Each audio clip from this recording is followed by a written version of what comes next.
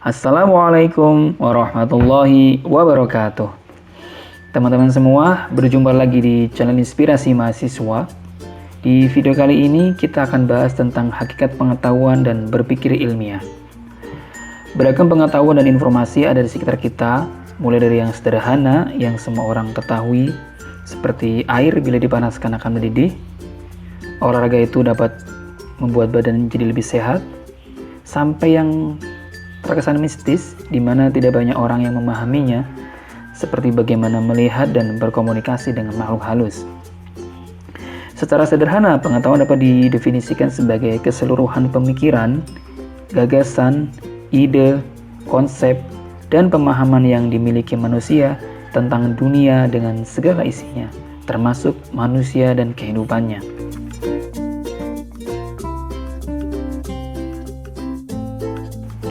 Cara memperoleh pengetahuan. Ada beberapa cara. Yang pertama adalah dengan pengalaman.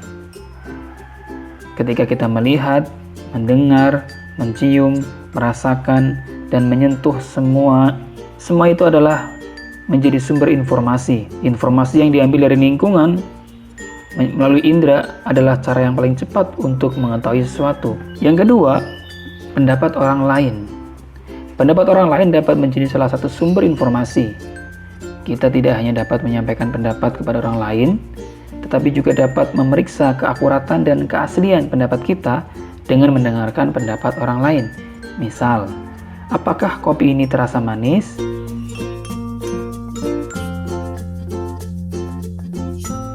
Yang ketiga, cara untuk memperoleh pengetahuan adalah dengan pendapat ahli. Ada orang-orang tertentu yang dapat dijadikan tempat konsultasi, misalnya para pakar yang ahli di bidangnya, para praktisi, atau orang-orang yang tahu mendalam tentang apa yang kita amati. Sebagai contoh, kita lebih percaya kepada dokter spesialis daripada orang biasa jika ingin konsultasi tentang masalah kesehatan. Keempat, yaitu dengan logika. Secara umum kita mampu berpikir logis. Karunia kecerdasan menjadikan kita mampu untuk memikirkan sesuatu, mengembangkan jenis pengetahuan baru, dan seterusnya. Di sini akan saya contohkan sebuah silogisme yang umum dikenal. Semua manusia fana. Sally adalah manusia. Karena itu, Sally adalah makhluk fana.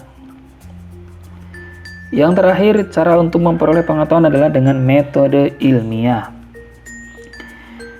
Ketika banyak orang mendengar kata sains atau ilmiah, yang terpikir kebanyakan adalah hal-hal seperti jas lab yang berwarna putih, laboratorium, tabung reaksi, atau eksplorasi ruang angkasa. Ilmuwan atau saintis adalah orang-orang yang banyak pengetahuan, dan istilah sains menunjukkan sebuah inti pengetahuan yang luar biasa. Namun yang dibahas di sini adalah sains sebagai metode ilmiah untuk memperoleh pengetahuan. Metode ilmiah adalah hal yang paling penting bagi para peneliti dalam memperoleh pengetahuan. Secara umum, pengetahuan dikelompokkan menjadi dua, pengetahuan non-ilmiah dan pengetahuan ilmiah. Yang dimaksud pengetahuan non-ilmiah yaitu pengetahuan yang bersifat spekulatif dan subjektif dan cenderung syarat dengan mitos dan muatan emosional. Beberapa ciri pengetahuan non-ilmiah. Yang pertama, pengetahuan non-ilmiah cenderung didasarkan pada tradisi meniru dari masa silam. Misal ada orang yang ingin menikahkan anaknya. Orang tuanya mencari kesesuaian weton dengan calon pasangannya. Yang menyedihkan adalah ketika pasangan tersebut yang sudah terlanjur sayang dipisahkan oleh weton yang tidak sesuai. Yang kedua, pengetahuan non-ilmiah biasanya samar-samar dan seringkali merupakan campuran antara fakta dan prasangka, serta cenderung emosional. Sebagai contoh, ada pernyataan bahwa orang yang punya kucir rambut belok kanan atau kiri, orangnya pelit. Ada juga yang menyebut bahwa anak yang punya uyang-uyang dua adalah anak nakal.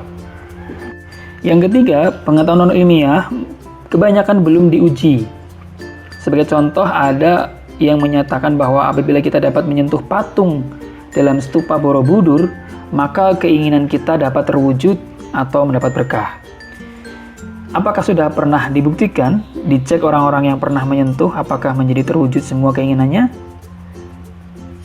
Yang keempat, pengetahuan non-ilmiah biasanya tidak disertai dengan penjelasan mengapa. Misal kita sering dengar larangan, jangan duduk di atas bantal, atau jangan duduk di depan pintu, dan sebagainya. Selanjutnya adalah pengetahuan ilmiah.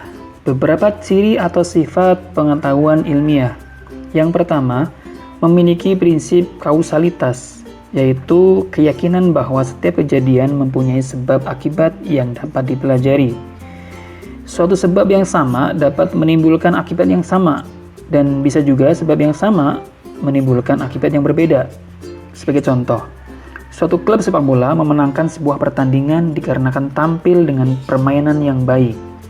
Tapi permainan yang baik dari tim tadi tidak selalu menghasilkan kemenangan jika tim lawan memiliki kemampuan di atasnya. Yang kedua, ciri pengetahuan ilmiah adalah memiliki prinsip prediktif, yaitu rangkaian fakta atau kejadian akan menunjukkan hasil di kemudian hari. Kejadian atau peristiwa yang kita alami di masa depan adalah hasil dari yang kita lakukan saat ini. Sebagai contoh, tes masuk bagi calon mahasiswa baru diyakini merupakan prediktor bagi keberhasilan dalam mengikuti perkuliahan nantinya. Artinya, jika calon mahasiswa mampu melewati tes masuk dengan baik, nilainya tinggi, maka diprediksi akan memiliki nilai yang tinggi pula dan lulus dalam kuliahnya. Yang ketiga, prinsip empirisme. Empiris adalah suatu keadaan yang didasarkan pada peristiwa atau kejadian nyata yang dengan melalui penelitian, pengamatan, atau juga eksperimen. Artinya, suatu informasi atau pengetahuan tersebut bertitik tolak pada pengamatan, pengalaman indrawi.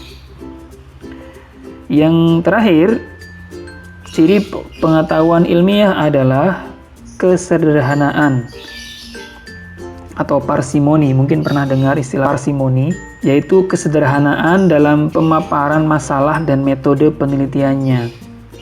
Artinya dalam pengetahuan ilmiah tidak identik dengan ruwet atau sulit, namun justru sebaliknya sederhana dan mudah dipahami.